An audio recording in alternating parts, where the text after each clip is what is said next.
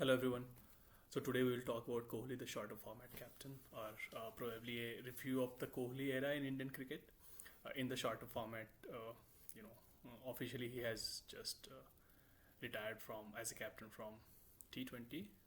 But yeah, this review, I just wanted uh, this review to be about Kohli, the shorter format captain across IPL, across ODI and T20 international.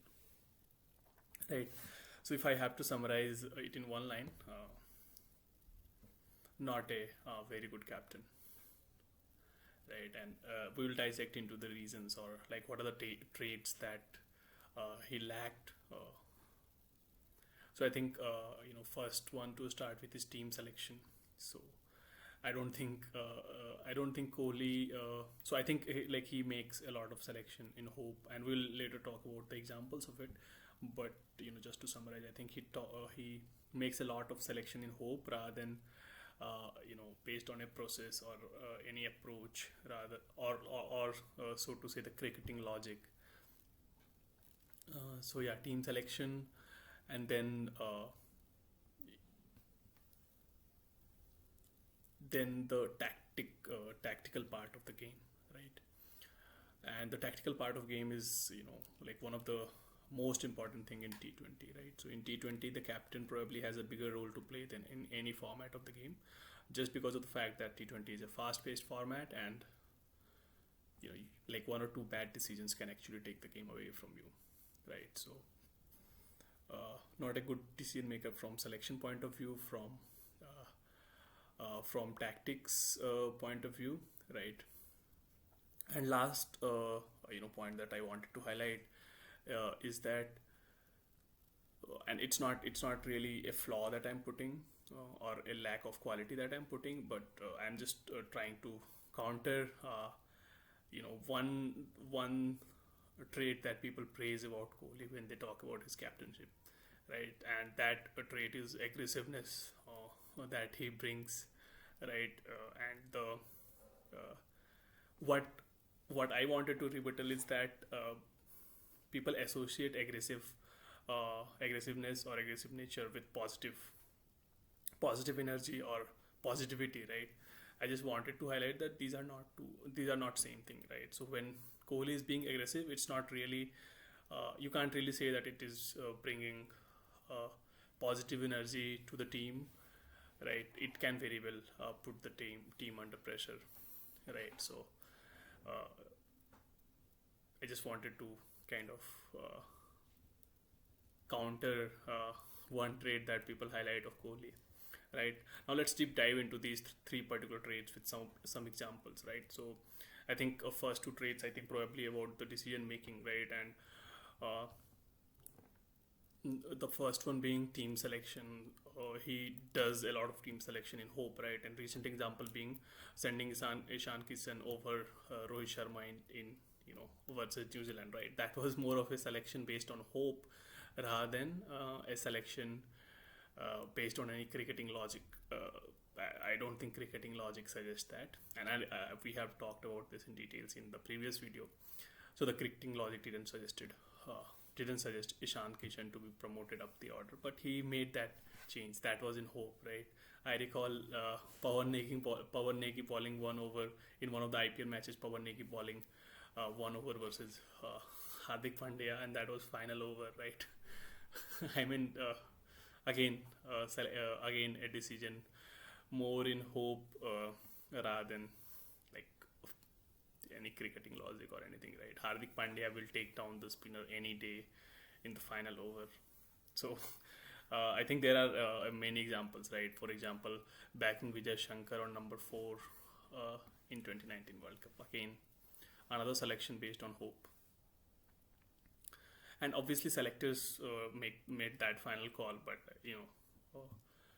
it is like the captain need to have a say, and I think Kohli was backing that decision. So that is how that is why I feel that he has to be accountable for it, because he then played Vijay Shankar, right, at number 4 in many matches. So yeah, I think so the team selection, not a few examples of the team selection. right? And again, the tactics part comes. I think the tactics part is also like kind of integrated with it, because like if you have a vision, right? If you have a brand of cricket that you want your team to play, like he talks about the brand of cricket that he wants, but there is no brand of cricket that his team. So there is no fixed brand of cricket that his teams are known to play, right? So there is no, uh, you know, so you can't really predict that this is the template that his team is going to follow. Like he moves away from the template, like that is like I have again seen that many times, because when he chooses a particular template, right, he's not very confident about it. It's more in hope rather than backed by some rationale. So that is why he shifts his template you know back and forth. Yeah, these are the kind of few traits that I wanted to highlight, why I feel that Kohli is not a very good captain, very good shorter format captain, right? Now let's dissect his performance across different kind of tournaments, right? So for the sake of simplicity, I have kept it in. I will just look at uh, three kind of tournaments, right? So one is your IPL. Let's keep it separate. Then multi-team tournament like World Cups or Champions Trophy, right? And then third, the bilateral one, right? So let's start with the third, where his performance has been best. The bilateral ones, right? So I think in bilateral tournaments, Kohli has a very good record, right? And I think a lot of times you can win bilateral tournaments just for the sheer quality of the team. So the captain's contribution probably doesn't come much into the bilateral tournaments, because you're playing consistently against one team, right? And if you have a better quality of players, which probably India will always have. So if you have better quality of players, then it's then odds are in your favor, and because of the simple reason, which we will like, which is again the reason of the failure in the bigger tournaments, is that even if you have one base uncovered, right, and even if you don't get the balance right, like you don't have to make much of an effort to get that base covered, unless it's unless there is any particular matchup, right? So let's say let's say like no team has a when you are playing against a team, let's say they don't have any fast left arm bowler, right? Then like you can leave, like you don't really have to prepare for it, right? So in bilateral tournaments, the team the team that you are playing, right? And you just need to match your team to the opposition that you are playing with, right? And it's not probably that much difficult to do when you have a quality, uh, when you have a pool of superstars like India does. Then the IPL and the bigger tournaments, right? Let's keep them together, because the trait I wanted to discuss, the example that I wanted to discuss, apply to both of them. So in these kind of tournaments, where you have to play with multiple teams to win the tournament, you have to win against multiple oppositions to win the tournament. In IPL, it's 7 opposition, and then in